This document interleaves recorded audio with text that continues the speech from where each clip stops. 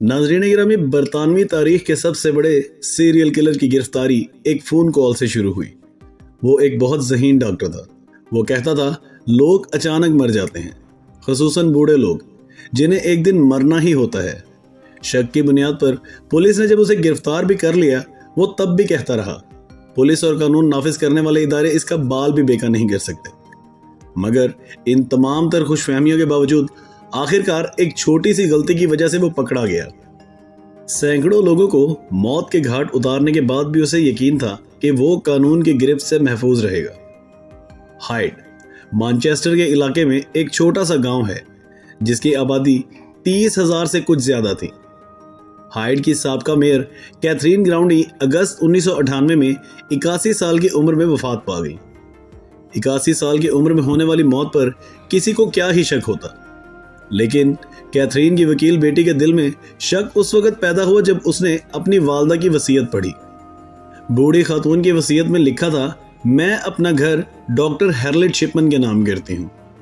Catherine की बेटी का कहना था कि यह वसीयत उसकी वालदा की जानिब से नहीं हो सकती, क्योंकि वो इस इलाके में 2 मकानात की मालिक थी और अगर इन्हें अपनी जायदाद के बारे में वसीयत करनी ही थी तो वो सिर्फ एक मकान के बजाय उस वसीयत में दोनों मकानों का जिक्र करती।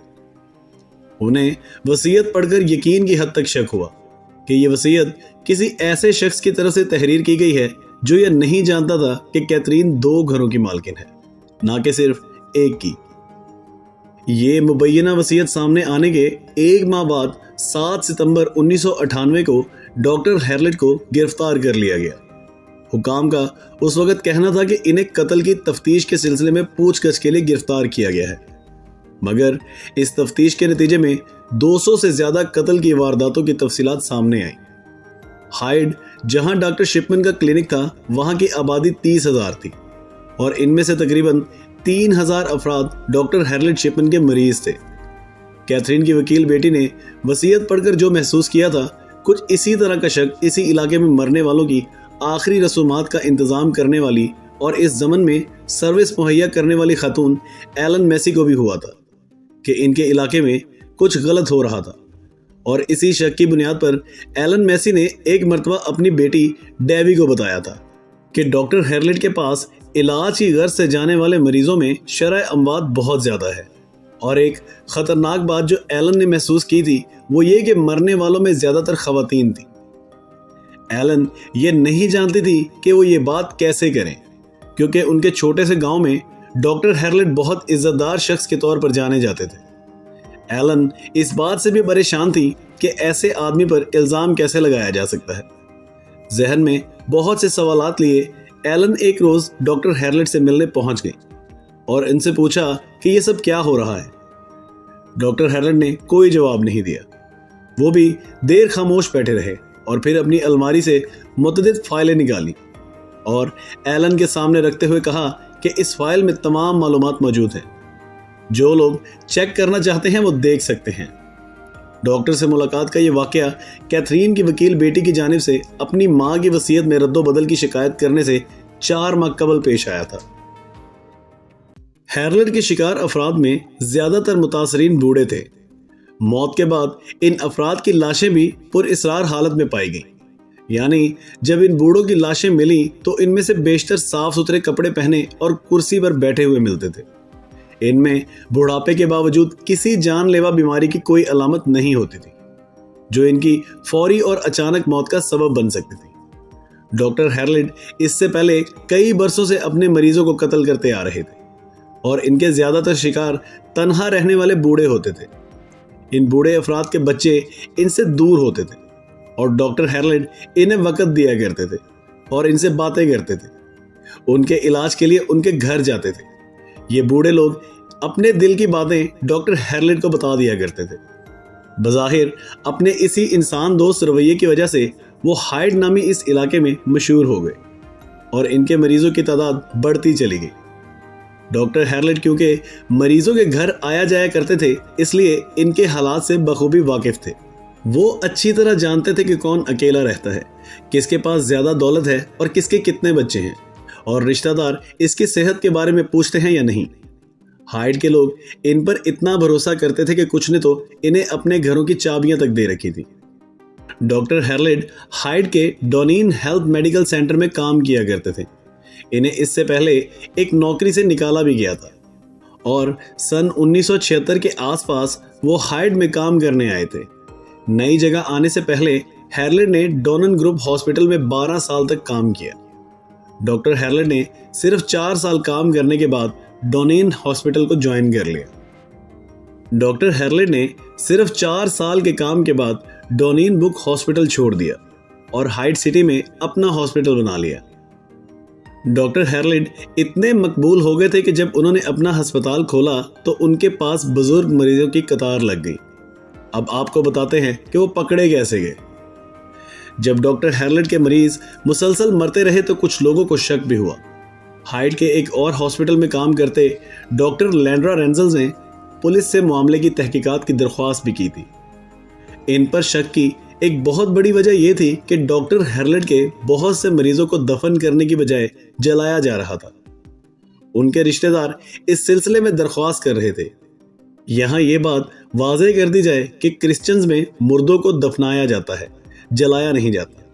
मरने वाले मरीजों की आखिरी रस्मात में जलाए जाने की शरह बहुत ज़्यादा थी। मकामी असूल के मुताबिक मैयत की आखिरी रस्मात के लिए दरख्वास्त पर 2 डॉक्टरों के दस्तखत लाजमी थे। हेरलिड एक डॉक्टर के तौर पर दस्तखत करते, जबकि दूसरे के लिए किसी और डॉक्टर से मशवरा करना पड़ता। यही वजह है कि डॉक्टर लैंड्रा रेनल्स को शक हुआ कि हेरलिड अपनी मरीजों को कत्ल कर रहे हैं, यानी वो एक डॉक्टर नहीं बल्कि कातिल हैं। और वो ये काम कैसे कर रहा था ये जानने के लिए हम हेरलिड के बचपन और जवानी के बारे में जानते हैं। डॉक्टर हेरलिड की परवरिश एक गरीब घराने में हुई थी। उनके वालिद एक ट्रक ड्राइवर थे और वालदा घरेलू खातून थी।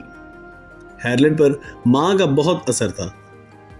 माँ ने हेरलिड को सिर्फ एक सबक सिखाया था कि अगर वो गुर्बत से निकलना चाहता है तो अच्छी तालीम हासिल करे। हेरलिड ने संजीदगी से इस हदायत पर अमल भी किया। इसकी वालदा को उस वक्त कैंसर हो गया जब वो स्कूल में पढ़ रहा था और 1960 की दहाई में कैंसर का कोई मौसर इलाज नहीं था। इसलिए डॉक्टर माँ को दर्द कम करने के लिए पेन किलर अद्वियात और मॉर्फिन के इंजेक्शंस देते थे। मॉर्फिन के इस इंजेक्शन के बारे में हेरलिड का तजस्सुस बढ़ता गया। इस दौरानिये में वो खुद भी पेन किलर अद्वियात का आदी हो चुका था। हेरलिड ने अपनी माँ की मौत के बाद मेडिकल स्कूल में दाखिला ले लिया और इसी दौरान उसकी शादी भी हो गई और उसके नशे की लत बढ़ती चली गई। तालीम मुकम्मल करने के बाद उसने हॉस्पिटल में मुलाजमत शुरू की, लेकिन नशे ने उसे चैन से बैठने नहीं दिया। वो पहले हॉस्पिटल में जूनियर स्टाफ के तौर पर तैनात हुआ, इसलिए वो कोई बड़ा शिकार नहीं कर सका। कुछ ही अरसे में उसने वो हॉस्पिटल छोड़ दिया और टर्न मॉडर्न नामी एक छोटे से गांव के इब्राहिम मेडिकल हॉस्पिटल में नौकरी कर ली। वहां वो अपनी मरीजों को पेन किलर अद्वियात की ज़रूरत से ज़्यादा इंजेक्शंस लगाता था और बचा हुआ हिस्सा खुद इस्तेमाल करता था। लेकिन 2 साल के अंदर ही उसका खेल खुल गया। हॉस्पिटल की मैनेजमेंट को मालूम हुआ कि हेरलिड नशे का आदी था, चुनाचे उसे नौकरी से निकाल दिया गया और उसका मेडिकल लाइसेंस भी मनसूख होने के करीब आ गया। तो उसने इससे बचने के लिए 600 पाउंड जुर्माना अदा किया और नशे की लत से छुटकारे के लिए उस नशे के इलाज के मरकज भी जाना पड़ गया। फिर वहां से आकर वो हाइड में आबाद हुआ, लेकिन इस दौरान उसकी तबीयत में कोई तब्दीली नहीं आई। अब भी वो दर्दकुश अद्वियात की बजाय लोगों को मारने का आदी था। पुलिस के अंदाजे के मुताबिक अपनी 27 साल कैरियर में कई दफ़ा एक ही हफ्ते में हेरलिड के 3-3 मरीज मर जाते थे और कभी कभी 2-3 महीनों तक कोई भी हलाकत नहीं होती थी। इसके बावजूद 3 दहाइयों तक किसी को शक नहीं हुआ। इतने सालों तक ये चीज़ क्यों नहीं पकड़ी गई? कुछ लोगों को शक हो रहा था, लेकिन डॉक्टर हेरलिड का नाम इतना बड़ा था कि किसी में इतनी हिम्मत नहीं होती थी कि इससे ऐसी बात कर सके। इसकी कुछ आदतें अजीब थीं। इसे कभी कभी अचानक गुस्सा आ जाता था। वो किसी को भी अपने मरीज के घर जाने या उनके खून के नमूने तक लेने की इजाज़त नहीं देता था। तो जब डॉक्टर लैंडा रेनल्स पहली बार पुलिस के पास गई तो पुलिस को इसके खिलाफ कुछ गलत नहीं मिला। पुलिस ने रिकॉर्ड्स देखे, लेकिन इन्हें सब कुछ ठीक लगा। हैरलेट की मंसूबाबंदी ऐसी थी कि 27 साल तक ये जानते हुए कि इस पर अक्सर शक किया जाता है, फिर भी वो कभी किसी के हाथ नहीं आया। शायद इसी तरह के वाकयात ने हैरलेट को ये एहसास दिलाया कि मुझे कोई पकड़ नहीं सकता, और वो इसी सुरूर में था और इसी दौरान इससे एक गलती हो गई। इसने कैथरीन की वसीयत की जालसाजी कर ली और इस बात पर ध्यान नहीं दिया कि इनकी बेटी एक वकील थी। जब पुलिस ने उससे पूछगछ के लिए बुलाया तब भी वो बस यही कहता रहा कि इसने कुछ भी गलत नहीं किया और इसके पास अपने आप को सही साबित करने के लिए सारे प्रूफ हैं। पूछगछ के दौरान वो पुलिस अफसरान को तिबी हकायक बताते हुए नजर आता था। कैथरीन की वसीयत एक टाइपराइटर पर टाइप की गई थी, जिसकी बुनियाद पर पुलिस ने हैरलेट का टाइपराइटर भी जब्त कर लिया और इसका तज्जिया किया। इस टाइपराइटर पर चंद हरूफ वाज़ेह तौर पर टाइप नहीं होते थे और कैथरीन की वसीयत में भी यही दिखाई दे रहा था, जिससे इस शक ने तकवीद पकड़ी कि जिस टाइपराइटर पर कैथरीन की जाली वसीयत टाइप की गई है वो टाइपराइटर डॉक्टर हैरलेट का ही था। हैरलेट फिर भी अपने मौक़िफ़ पर डटा रहा। इसने दावा किया कि जब इसकी मरीज़ा कैथरीन को कुछ भी टाइप करने की ज़रूरत होती थी तो वो इससे अपने टाइपराइटर पर टाइप करने के लिए कहती थी। तो अब पुलिस को मजीद शवाहिद दरकार थे। बिल आखिर ये फैसला किया गया कि कैथरीन की मदफून लाश को दोबारा निकालकर इसका पोस्टमार्टम किया जाए। पोस्टमार्टम में पता चला कि कैथरीन को डायमॉर्फिन की मुहलिक खुराक दी गई थी, जो उस इलाके में सिर्फ इसी डॉक्टर के पास दस्तयाब थी। इसमें डॉक्टर हैरलेट ने दलील दी कि वो इस बारे में कुछ भी नहीं जानते और उन्होंने तफ्तीशकारों को यह भी समझाने की कोशिश की कि हो सकता है कि कैथरीन ने डायमॉर्फिन की ज़्यादा मिकदार लेकर खुदकुशी कर ली हो। फिर भी कोई पुख्ता सबूत नहीं मिला। ताहम जब यह खबर इलाके में फैली कि हैरलेट पर मॉर्फिन की ज़्यादा मिकदार देकर अपने मरीजों को मारने का इल्ज़ाम लगाया गया है, तो इलाके के कई और ख़ानदान ये जानने के लिए आगे आए कि आया इनके रिश्तेदारों के साथ भी कुछ ऐसा ही हुआ है।